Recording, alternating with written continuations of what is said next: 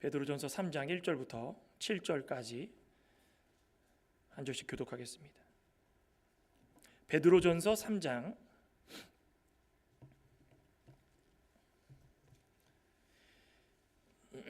이 수요 예배 참석하시는 분들은 아마 느끼실 게 있으실 텐데, 베드로 사도나 바울 사도나 공통점들이 참 많습니다. 그 가운데서도 공통점이 많지만 특별히도 가정에 대해서 이야기할 때 미세한 차이가 있고, 그 차이가 사도 베드로하고 사도 바울이 자신들이 가지고 있던 신념이자 하나님의 뜻이라는 것을 알게 됩니다. 그러니까 오늘 여기 본문을 읽으실 때 이 가정에 관련된 말씀인데, 자, 뜻을 한번 생각해 보시면서 1절부터 한번 교독하도록 하겠습니다. 아내들아, 이와 같이 자기 남편에게 순종하라. 이는 혹 말씀을 순종하지 않는 자라도 말로 말미암지 않고 그 아내의 행실로 말미암아 구원을 받게 하려 함이니, 정결한 행실을 범이라. 너희의 단장은 머리를 꾸미고 금을 차고 아름다운 옷을 입는 외모로 하지 말고 오직 마음에 숨은 사람을 온유하고 안정한 심령에 썩지 아니할 것으로 하라. 이는 하나님 앞에 값진 것이니라. 전에 하나님께 소망을 두었던 거룩한 부녀들도 이와 같이 자기 남편에게 순종함으로 자기를 단장하였나니, 사라가 아브라함을 주라 칭하여 순종한 것 같이 너희는 선을 행하고 아무 두려운 일에도 놀라지 아니하면 그의 딸이 된 것이니라. 같이 읽겠습니다. 남편들아, 이와 같이 지식을 따라 너희 아내와 동거하고 너를 더 연약한 그릇이요 또 생명의 은혜를 함께 이어받을 자로 알아 귀히 여기라. 이는 너희 기도가 막히지 아니하게 하려 함이라. 아멘. 성경적 가정입니다. 성경적 가정. 본문을 읽어보시면 알겠지만 1절부터 6절은 아내, 7절은 남편, 이렇게 돼 있습니다. 그렇다고 이게 남녀 차별이고 아내들에게만 잔뜩 이야기하고 남편에게만 이렇게 얘기하는 것이 아니라, 제가 오늘 말씀을 드리겠지만 초점을 이 환난에 좀 맞춰보시기 바랍니다. 환난, 고난. 왜 그러냐면 베드로 사도가 지금 1장부터 베드로전서를 쓸 때 무엇에 초점을 맞췄습니까? 교회에 들어와 있는 환난과 고난을 이겨내는 것, 그거죠? 그거를 이겨내기 위해서 어떻게 해야 되는가? 지금 사도 베드로가 처해 있는 그 현실, 그리스도인들이 처해 있는 현실이 어떤 것인가를 좀 알면 이게 이해가 됩니다. 그 당시만 해도 믿음을 지킬 수 있는 그런 상황이 아니었죠. 로마의 핍박, 또 각종 이교도, 다른 타 종교들, 또 그 종교들로 말미암아서 공격을 받고, 공격뿐이겠습니까? 고난을 받고, 또 고난을 통하여서 여러모로 싸움이 일어나고 감정의 골이 깊어지고, 그죠? 그러니까 그것들을 이겨내고 이 사도 베드로가 딱 한 가지 요약해서 1장부터 지금 현재 2장 후반절까지 말씀한 것 중에 한 단어로 표현해라. 사도 바울이 말하고 싶은 것이 무엇이냐라고 하면은 무엇이었겠습니까? 산소망입니다. 산소망, 살아있는 소망, 죽은 소망이 아니라 산소망. 왜 우리가 고난도 이겨내야 되고 공격도 이겨내야 되고 핍박도 이겨내야 되는가? 산소망 때문에. 사도 베드로가 그거 계속 얘기하고 있다는 것입니다. 그러니까 산소망 붙들고 담대하게 살아가기를 바란다. 사도 베드로가 그렇게 말씀하지 않습니까? 그 당시에 AD 주 64년경이었습니다.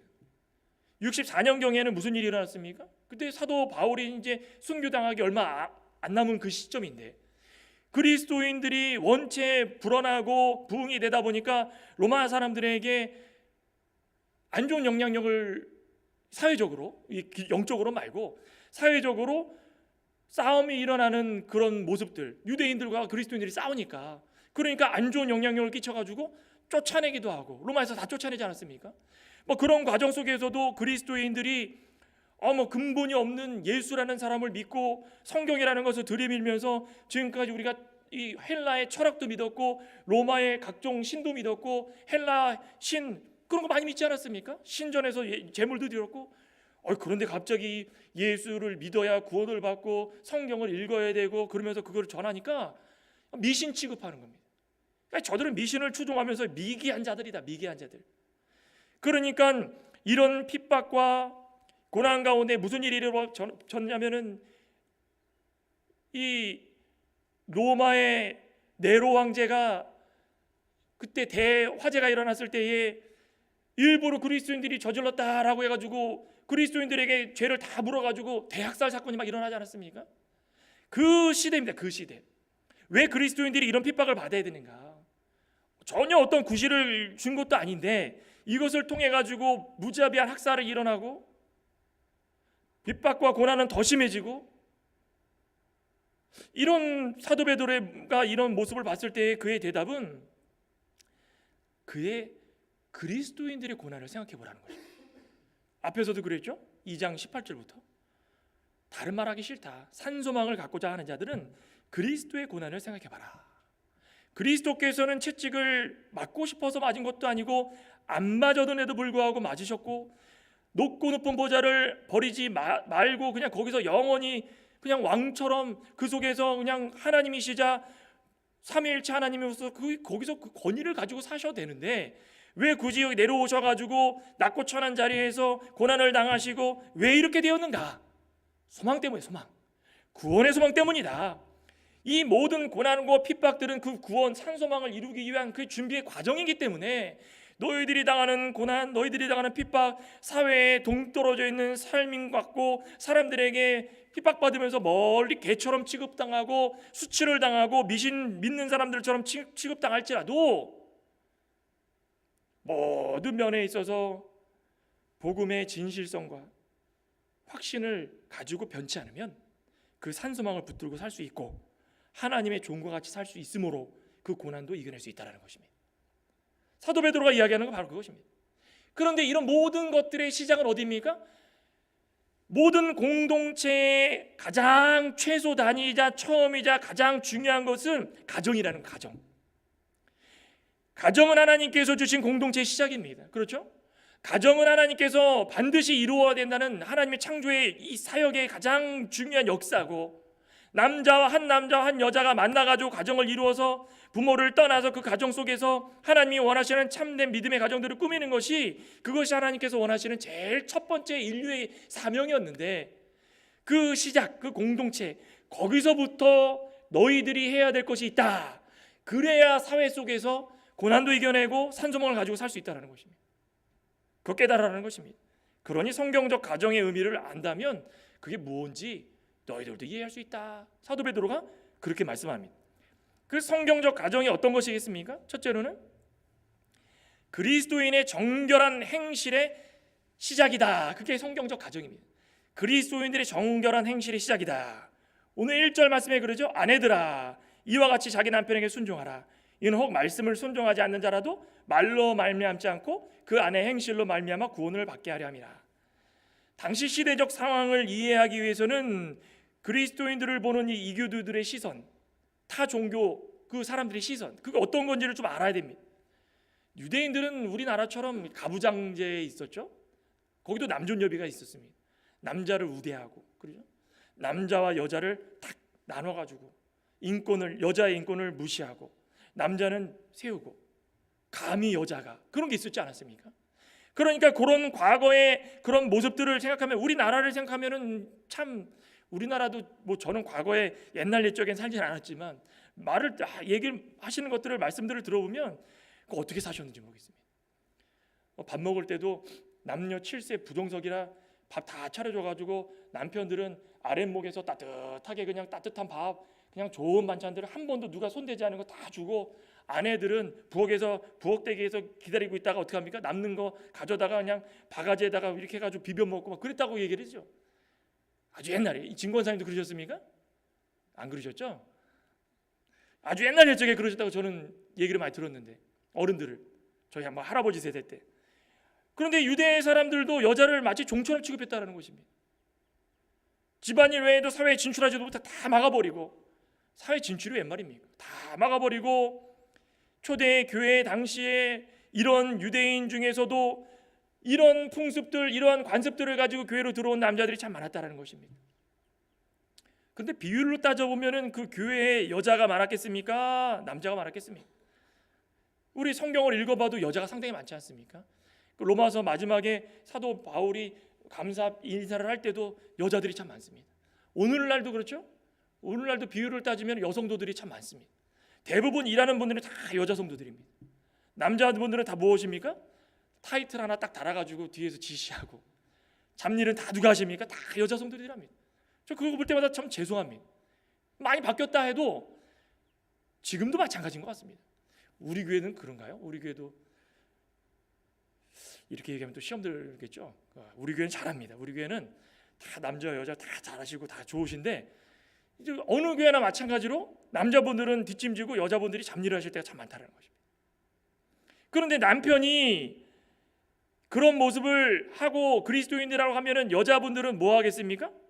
회심하고 그리스도인들로서 교회로 출석하시는데 남편들의 모습을 보면은 못마땅한 것입니다. 남편이 한 가정의 가장이고 가장으로서 자녀는 물론 아내에게 정말 좀 좋은 모습을 보여야 되는데 그런 권위적인 모습을 가지고 그리스도인이라고 그러고, 또 어떤 남편들은 그리스도인들이라고 하면서 아직까지도 우상을 버리지 못해가지고 가정에 와가지고 이런 우상 저런 우상 섬기면서 강요를 하는 남편도 있고, 또 율법을 아직도 버리지 못해가지고 율법에 대해서 구원받아야 될 것은 율법을 믿어야 구원받고 지켜야 구원받는다 강요하고, 그런 사람들이 막 그 당시에 뒤섞여 살았다는 것입니다. 그러더니 아내들이 그리스도인으로서 교회에 나가가지고 말씀을 배워가지고 이 말씀 이런 것입니다 라고 할 수 있는 상황이 아니었다는 것입니다. 심지어 사회적인 인권까지도 똑같이 짓밟아버리고, 이러한 일들을 당한 그리스도인들은, 특별히 아내들은 어떻겠습니까? 막 지금 이 믿음에 불이 붙어가지고 남편들에게 앉아보십시오. 근거를 제시합니다.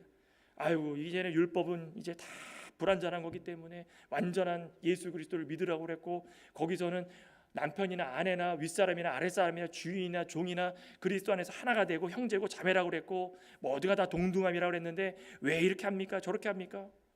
그렇게 하면 어떻게 합니까? 남편이 오히려 더 화를 불러일으켜가지고 남편의 핍박을 받는 것입니다. 남편의 핍박을 받아가지고 어디 감히 남편에게 이런 얘기를 하느냐. 집안이 막 그렇게 돌아가고 있었다는 것입니다. 무엇이 잘하는 것일까요? 사도 베드로가 오늘 잘하는 것은 이렇게 하는 것이 잘하는 것이다. 이와 같이 아내들은 남편에게 순종하십시오.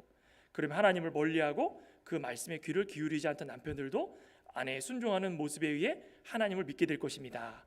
억지로 설득하려는 100마디 말보다 온전한 행동이 남편을 감동시킬 겁니다. 이건 현대어 번역입니다. 현대어 번역.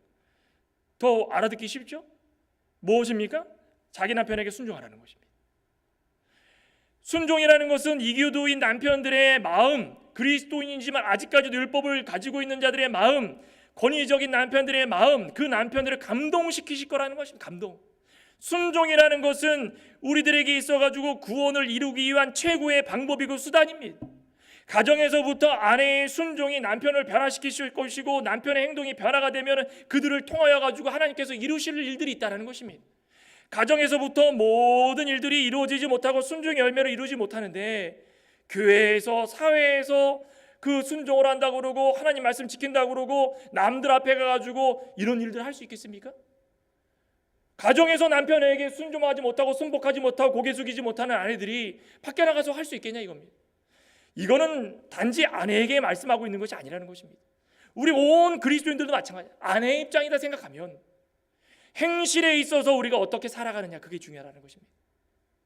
우리가 그리스도인으로서 아내의 모습으로 가정에서 살아간다고 그러면 남편에게 아내에게 서로 순종하고 복종하고 그리스도인으로서 말씀을 순종하는 모습을 보이고, 아무리 뭐라고 할지라도 그 속에서 싸움이 아니라 온유가 있고 화평이 있는 모습을 보이면 그 행실을 통하여 가지고 믿지 않는 자가 변화될 수 있는 꺼리가 생길 수 있다는 것입니다. 그것을 통하여 가지고 아무리 핍박하는 남편이라 할지라도 어느 순간에 하나님께서 그들의 마음을 변화시켜 가지고 그들을 그리스도인으로서 회심시킬 수 있다는 것입니다. 그러니까 이게 참 중요한 겁니다. 제가 알고 있는 어떤 청년이 고등학교 때 제가 가르쳤던 이 학생인데, 청년이 돼가지고 제가 이제 교회를 떠나오고 그 청년이 결혼을 했습니다. 결혼할 때 이 믿지 않는 형제랑 교제를 나눠가지고 조건이 항상 그거였답니다. 결혼하면 교회 나가라. 교회 나가겠습니까? 갈게 하면서 안 나간답니다. 그래서 이제 어느 순간 답답해가지고 저한테도 한번 연락을 왔습니다. 남편하고 약속한 게 있는데 남편은 친정 그 집에만 시어머니 시아버지가 제사 드리러 오라 그러면 좋다고 가가지고 거기서 제사를 드리고, 우리는 기독교인이니까 제사 음식 먹지 말고 제사 드리지 말고, 이제 이미 돌아가신 분들은 그냥 우리가 기도해 줌으로 우리가 이렇게 말씀 지키며 살자 그래도 언제 그러니 하는 듯이 또 제사 드리러 가고, 그럴 때마다 어떻게 되겠습니까? 저한테 물어봤습니다. 저도 뭐 그런 경험이 없어가지고 말씀대로만 알려줬는데, 거기다 대고 뭐 싸우면서 집 나가겠다 하고 그러면 그게 일이 되겠습니까? 근데 너무 감사한 거는 이 자매가 마음이 너무 여립니다. 자기는 지금까지도 새벽 기도하고 남편을 위해서 기도하고, 어느 순간에 남편이 교회 좀 가볼까 그랬답니다. 하나님 앞에서 우리가 우리의 의지와 우리의 생각과 우리의 모든 것들을 동원해 가지고 우리 뜻대로 하려고 그러면 막아주시지만, 하나님께서 이 공동체의 시작이자 처음 우리가 함께 모여가지고 말씀을 나누는 이 가정의 역할 가운데서도, 아내가 만약이라도 남편이 자신을 핍박하고 고난의 자리에 있더라도 같이 핍박하고 같이 대들지 말고 순종하고 기도해 줌으로 말미암아 그를 변화시킬 수 있는 자로 만들어야 된다는 것입니다. 이거는 온 그리스도인들이 해야 될 도리입니다. 어느 누구나 그리스도인을 믿지 않고 왜 믿냐 핍박하는 자들이 있다면 이렇게 시작해야 된다는 것입니다. 우리 순종의 구체적 방법이 나오죠. 우리 2절 보면 너희의 두려워하며 정결한 행실을 봄이라. 순종하는 구체적 방법이 무엇입니까? 정결한 행실을 갖추라는 것이죠. 정결한 행실. 정결한 행실을 위해서 외적으로 꾸미라고 그랬습니까? 3절에 봤더니 너희의 단장은 머리를 꾸미고 금을 차고 아름다운 옷을 입는 외모로 하지 말아라. 아무리 치장하고 그 뭐 명품 가운데 샤, 루이 뭐 이런 거 있죠. 이런 거 사가지고 하고, 화장품도 제일 좋은 거 하고, 향수도 뭐 제일 비싼 향수입니까? 다 뿌리고 남편한테 가가지고 자 가면은 남편이 아우 교회 가야 되겠다 그럽니까? 아니라는 것입니다. 외모 꾸미는 거는 이거는 거칠고 자신의 외모를 꾸밈으로 말미암아 변화줄 수 있는 것은 한계가 있다는 것입니다. 꾸밈으로 말미암아 결코 그가 변화되지 않는다는 것입니다. 정결한 행실을 갖추라는 것은 외적인 모습이 아닌 내실을 다루라는 것입니다. 내실. 여자들은 가정에 충실했기 때문에 사회적 지위를 요구하면은 천박하고 타락한 여자로 취급했습니다. 어디 여자가 또 그 당시에 주렁주렁 화장하고 하면은 무엇 취급했습니까? 그 당시에 이 세대를 보면 몸을 파는 여자로 취급했습니다. 그러니 이 사도 베드로의 모습은 그렇게 해가지고 오히려 남편들을 오해시키지 말라는 것입니다. 남편들의 생각을 바꿀 수 없다라는 것입니다. 외모를 꾸며가지고 요란하게 해가지고 영향력을 끼칠 수 있는 것은 극히 제한적이고 사회적으로 가정적으로 혼란만 일으킬 뿐이고, 그리스도인이라고 하면서 꾸미고 다니고 화려하게 다녀가지고 혹시 내 아내가 오히려 오해를 불러일으키고 하나님 말씀 믿는데 방해가 될 수 있으니까 외적인 것은 그게 다 중요하지 않다는 것입니다. 무엇이 중요합니까? 내실이 중요합니다. 내실.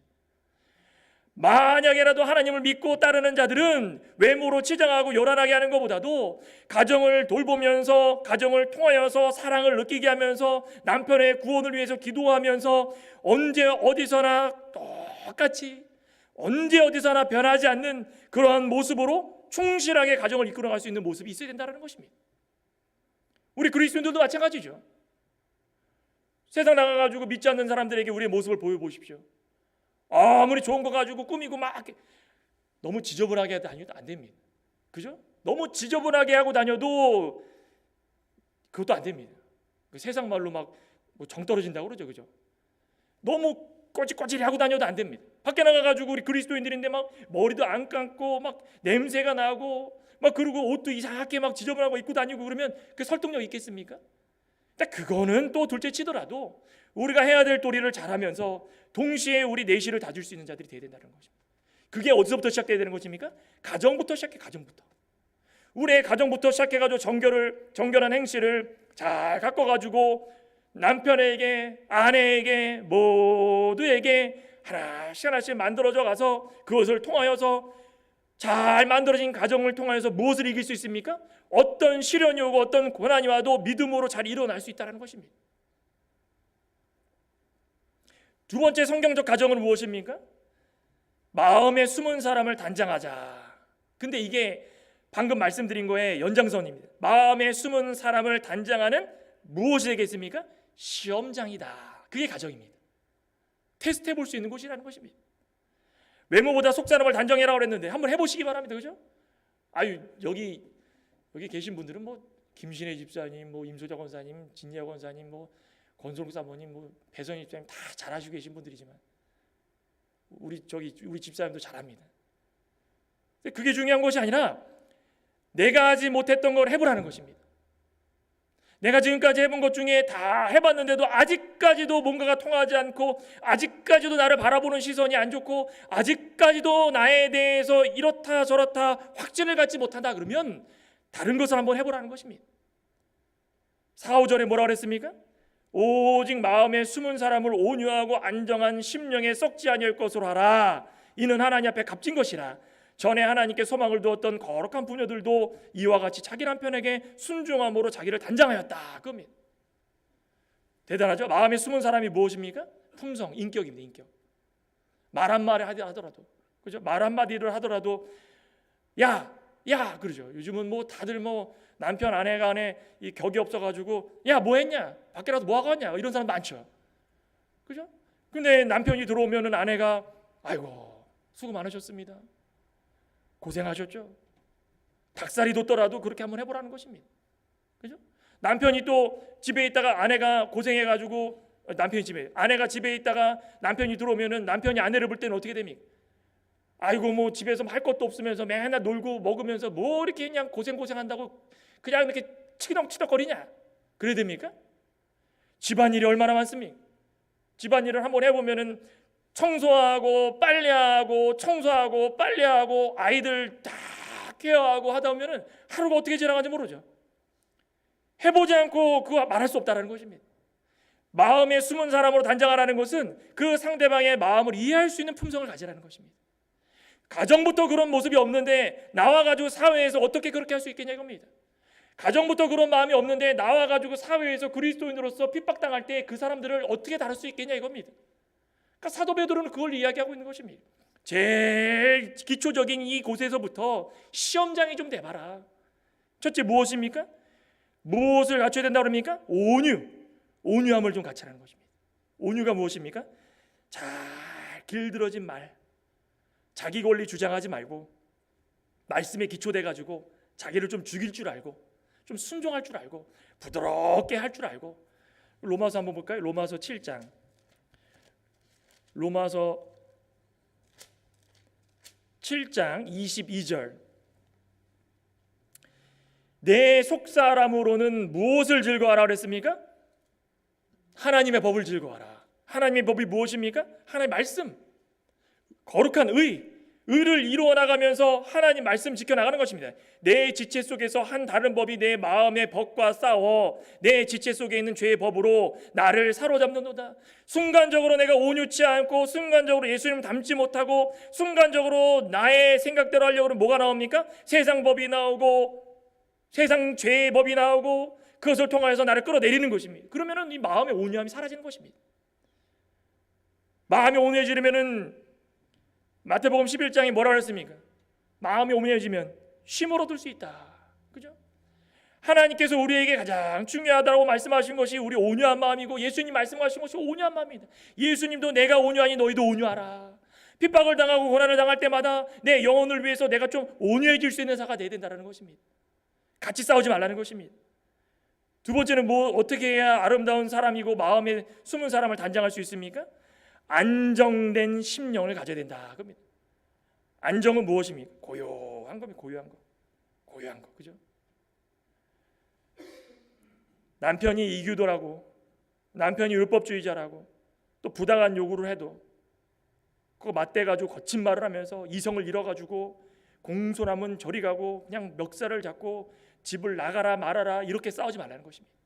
어디 여자가 어디 남자가 이게 아닙니다. 구원과 산 소망을 위해서 우리가 해야 될 것은 고요하고 평화로운 마음과 고요하고 평화로운 행동과 고요하고 평화로운 우리의 모든 결실들을 순수하게 보여줄 수 있어야 된다는 것입니다.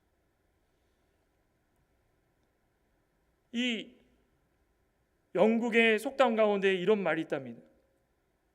좋은 아내는 남편이 탄 배에 돛이 되어 그 남편을 항해시키는 것이다. 좋은 말씀 같죠? 그래서 우리 어른들 옛말에도 그러죠. 아내 말 들으면은 다 떡이 나오고, 그죠? 먹을 게 나오고. 그러니까 아내들이 하는 것에 대해서 잘 따라주는 남편은 그렇게 고맙습니다. 그렇죠? 근데 남편은 자기의 위치가 있다고 아내가 하는 것에 대해서 토를 달고 제한을 들고 제재를 하고, 그러면은 안정된 심령을 통하여서 뭔가를 하려고 해도 너무 힘든 겁니다. 그래도 나는 돛이다. 풍랑이 일고 파도가 그냥 막 넘실넘실거리면서 나를, 이 배를 침몰시키려고 해도 나는 돛이다. 그게 아내의 역할이라는 것입니다. 또 그리스도인들의 역할이라는 것입니다. 우리 마음을 붙잡는 것. 그죠? 아까는 행실이라고 그랬죠? 지금 마음. 그리스도인들의 마음. 또 이런 말이 있습니다. 과거에는 아내를 평화를 짜는 사람이다라고 불렀답니다. 평화를 짜는 사람. 피스 위버. 평화를 짠답니다. 이렇게 다 꼼꼼하게 뜨개질을 해가지고 옷을 만들듯이 평화를 짠다. 남편도 그렇지만 특별히 아내들에게 있어가지고는 가정은 아름다운 곳이고 가정은 선한 곳이고 가정은 평화의 장소이기 때문에 아내들의 말 한마디, 아내들의 행동 하나, 아내들의 생각 하나하나가 다 쌓여가지고 완전하게 온유한 마음으로 뜨개질한 그 가정은 평화를 이룰 수 있다는 것입니다. 그러면 우리 그리스도인들도 세상 나와서 살 때에 이런 생각을 가지고 이런 마음을 가지고 살아간다면 그리스도인들로서 무슨 시련이 와도 이겨낼 수 있지 않겠습니까? 누구 예를 들었습니까? 6절에 사라. 아브라함의 아내 사라를 좀 생각해 보라는 것입니다. 아니, 사라가 남편을 뭐라고 불렀습니까? 뭐라고 했습니까? 사라가 아브라함을 주라 칭했답니다. 주라. 주는 선생님, 주인이시여, 이겁니다. 주인이라는 건 섬김의 대상. 사라가 아브라함을 부를 때는 나는 종이고 아브라함은 주인이다라는 생각으로 불렀다라는 것입니다. 그럼 생각을 해보십시오. 아브라함이 갈대아 우르를 떠날 때 뭐 사라한테 뭐 상의라도 했겠습니까? 제 생각엔 안 했을 것 같습니다. 왜 그렇습니까? 가나안에서 하는 행동들을 보십시오. 가나안 땅 와가지고 75세에 들어와가지고 느즈막하게 거기서 새로운 땅에서 아무도 모르는 게 자리 잡는데 아내가 얼마나 힘들겠습니까? 언어도 다르고 문화도 다른데 그 안에 데리고 왔는데 상의 한마디 없이 데려가가지고 그곳에서 하나님 뜻이다. 어느 여자가, 어느 아내가 하나님 뜻이네요 라고 받아들이겠습니까? 그래서 사라는 아무 말도 없었습니다. 그러다가 무슨 일이 있었습니까? 먹을 게 떨어지자 애굽으로 내려갔습니다. 애굽으로 내려갈 때도 뭐 상이 있었겠습니까? 우리 이러한데 갑시다 했었겠습니까? 제가 생각할 때는 없었을 것 같습니다. 뭘 보면 알 수 있습니까? 갔는데 여기 오면은 이 사람들 가운데 특별히도 자네를 노리는 사람들이 많을 걸세. 그러니 자네는 이제부터 이 애굽 땅에 가면 내 아내가 아니라 누이라고 생각하게. 실제로는 뭐 누이라 할지라도 지금은 아내 아니겠습니까? 근데 거짓으로 아내라고 누이라고 속여가지고 그 애굽 땅으로 데려갔으니 그 얼마나 세상 말로 환장할 노릇이겠습니까? 근데 그 사라가 거기서 대고 아브라함이요, 당신은 뭐 하나님께서 이 세상을 위하여서 세운 하나님의 종이고 하나님의 언약을 짊어질 사람이 어떻게 해가지고 이렇게 거짓말하겠습니까? 라고 했습니까? 오늘 6절에 뭐라고 나왔습니까? 선을 행하고 아무 두려운 일에도 놀라지 아니하면, 그죠? 사라는 어떤 일을 아브라함이 해도 그것에 대해서 놀라지 않고 그것으로 끝났습니까? 100세에 얻은 아들을, 이삭을 어느 날 하나님께서 나한테 바쳐라 그랬더니 사라한테 한마디 상의 없이 하나님의 뜻입니다 한 겁니다. 모리아에 있는 한 사로노로 사라한테 할까요 말까요 얘기했겠습니까? 얼마나 화가 나겠습니까? 사라가 그 입장이 되어보면은 남편이 돼가지고 나를 무시하는 건가? 그런데 사라는 그것에 대해서 어느 하나라도 토를 덜거나 못 살겠다 하거나 그에 대해 가지고 나는 이런 남편 세상에 본 적 없다, 같이 싸우고 대들어가지고 그 고난을 이겨낸 것이 아니라는 것입니다. 사라는 어떻게 했습니까? 참고 견디고 두려워하지 않고 놀라지 않고. 왜 그렇습니까? 하나님의 뜻을 알기 때문에, 하나님의 말씀을 알기 때문에. 그렇기 때문에 마음의 온유함으로 성경의 대상을 통하여 가지고 하나님께서 주신 것들을 지키려고 애를 쓰면서 순종적인 아내의 표본이 되었다는 것입니다. 그러니 오늘을 살아가고 있는 우리들도 어떤 일에도 우리가 제일 중요한 것은 우리의 마음을 붙잡는 일이다. 그리스도인으로서 세상 가운데서 고난이 있고 핍박이 있을지라도 해야 될 것은 마음을 붙드는 일이다. 마음이 흔들리기 시작하면 그 고난 못 이긴다. 그겁니다. 심령 가운데에 하나님께서 온유함을 주시고 안정을 주시고 하나님을 통하여서 내 외적인 것보다 내면을 단장하여 가지고 우리는 돛처럼 우리 교회에 위하여 가지고 한 사람 한 사람이 우리 교회 돛이다. 우리 교회가 풍랑이 일어나도 나는 돛이다. 흔들리지 않고 우리 교회를 평안하게 이끌어 가겠다. 우리의 할 도리들이 너무 많지 않습니까? 난 모르겠다. 나는 모르겠다. 그러지 말라는 것입니다. 그러면 고난이 배가 되는 것입니다. 못 이깁니다. 마지막으로 우리 7절에 보면은 세 번째 말씀에 기초한 기도가 막히지 않는 곳이 되어야 된다. 그게 가정입니다. 그러니 7절에 보시면은 남편들아 이와 같이 지식을 따라 너희 아내와 동거하고 그를 더 연약한 그릇이요 또 생명의 은혜를 함께 이어받을 자로 알아 귀히 여기라. 이거 사실 객관적으로는 남편들에게 분부하는 것입니다. 신신당부하는 것입니다. 세상에 어떤 법이 뭐라고 할지라도 지금 중요한 것은 아내를 업신여기고 율법을 비추어 가지고 아내들을 종처럼 여기는 거 절대 안 된다.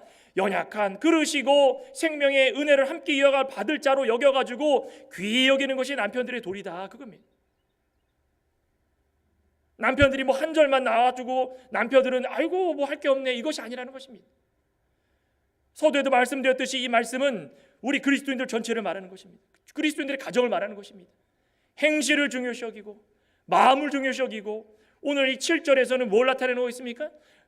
행실과 마음이 준비가 됐다면 이제부터 해야 될 것은 그 행실과 마음을 통하여서 나올 수 있는 것들을 우리가 정리를 해야 되는데 그 정리가 어떤 단계를 위해서 정리를 해야 되는가? 그 기도입니다. 기도. 우리가 아무리 마음이 온유하고 마음의 행실을 잘하려고 해도 기도가 부족하면 나오지를 않습니다. 기도가 부족하면 하지 못한다는 것입니다. 우리가 아내를 생각할 때마다 지식을 따라 아내와 동거하라고 그랬는데 기도하면서 지식을 따라 동거하라고 했는데 지식이 뭘까? 내가 대학을 어딜 나오고 내가 무슨 공부를 해가지고 사법고시를 패스해가지고 나는 변호사고 나는 또 판사가 되었고 나는 이 세상에서 CEO로서 돈을 많이 버는 사람이고 이런 지식들이 많은데 내가 이 지식을 통해서 아내를 어떻게 다룰까? 그겁니까? 이 지식은 뭘 나타내는 것입니까? 말씀입니다. 말씀. 언제 어디서나 썩지 않고 쇠하지 않고 영원한 말씀 항상 말씀하지 않습니까? 그 말씀에 기초로 해가지고 기도하는 것입니다. 하나님 제가 이 말씀에 기초합니다. 기도할 때마다 하나님께 저에게 지식을 주시고 지혜를 주셔가지고 나와 함께 동거하는 이 아내를 통하여서 나의 모습을 영향력 있게 보여주기를 소망합니다. 내 아내는 창세기 2장에 하나님의 창조의 원리에 따르면 뭐라고 그랬습니까? 뼈 중에 뼈고 살 중에 살이다 그랬죠? 자, 우리는 이런 고통 속에 아이를 낳는 아내부터 시작해서 가정을 이루어 나가는 아내들, 그들을 통하여 가지고 가정이 세워져 가는 모든 모습들을 보면서 우리 먼저는 좀 감사하면서 그들과 함께 동거하면서 하나님의 말씀을 서로 나눌 수 있는 자들이 되어야 된다는 것입니다. 우리 사회로 나가서 마찬가지입니다. 그리스도인으로서 우리가 그들과 나눌 때도 똑같은 방법입니다. 말과 행실, 마음과 행실 다 좋습니다. 하지만 그들을 어떻게 우리 말과 행실로 접근하고 다룰 수 있을까? 기도를 통해 가지고 생명력 있게 하나님의 지식을 받아 가지고 함께 동거하는 자들로서 그들을 변화시킬 수 있는 자가 되어야 된다는 것입니다. 그러면서 또 뭐라 그랬습니까? 아내는 남자보다 더 연약한 그릇이고 생명의 은혜를 함께 이어받을 자다. 연약한 것을 기억해야 된다는 것입니다. 무엇을 하든지 간에 항상 도와주고 연약함을 알아가지고 기도할 때마다 그 아내를 위해서 기도해주고 가정을 세워나가는 데 기도해주고 늘 기도가 막히지 않고 늘 하나님과 관계가 수월할 수 있도록 기도하면서 교통이 끊이지 않도록 기도하면서 제일 먼저는 가정을 바로 세워나갈 수 있도록 아내와 남편의 관계가 하나님 뜻 가운데 이루어져야 된다는 것입니다. 이렇게 가정이 잘 이루어지면 이제부터는 사회에 나가가지고 그리스도인들이 어떤 고난을 당해도 이겨낼 수 있는 거리가 있다는 것입니다. 가정에서도 못 이겨내는데 세상 나가서 무슨 고난을 이겨내겠습니까? 가정에서부터 고난 받아가지고 영적 흑암에 빠져가지고 교회 다니느냐 말아야 되느냐 하고 있는데 세상 나가가지고 그들 그리스도인들을 핍박하는 자들에게 우리가 어떤 모습을 보여주겠냐 이겁니다. 그러니 사도 베드로가 말씀하는 것은 이 고난을 이겨내는 가장 중요한 것은 산소망을 바라보는 것이지만 산소망을 바라보기 위해서는 가장 기초의 단계인 가정에서부터 하나님께서 태초의 창조의 역사로 세워주신 첫 번째 공동체 가정에서부터 거기가 정결한 행실의 시작점이고 또 거기가 마음에 숨은 사람들을 단장하는 시험장이 될 것이고 또 그것을 통하여서 하나님께서 우리에게 주시는 이 귀한 말씀의 지식을 통하여서 그걸 기초로 하여서 기도함으로 하나님과의 관계가 막히지 않고 언제 어디서나 말씀 가운데서 고난도 이겨내고 하나님의 뜻을 품고 살아갈 수 있는 자들이 될 수 있다. 그거를 오늘 이 시간 말씀을 하고 있다는 것입니다. 어떻습니까? 우리 가정에서 다 하고 계시는 거죠? 저는 믿습니다. 우리 창광의 건속들은 이미 하고 계시는 것이지만 그래도 아직까지 부족하다 그러면 다시 한번 말씀을 읽어보시면서 성경적 가정을 잘 이루어 나가시기를 주님의 이름으로 축원합니다. 기도하시겠습니다. 아버지 하나님 감사합니다. 우리는 그리스도인으로서 세상을 살아가면서 하나님 뜻대로 산다 하면서 잠깐의 고난도 이겨내지 못하고 좌절하고 실망할 때가 너무나도 많고 우리의 지혜와 지식으로 그것을 해결하려다가 넘어질 때가 참 많았습니다. 사도 베드로는 우리의 목적은 산소망이다.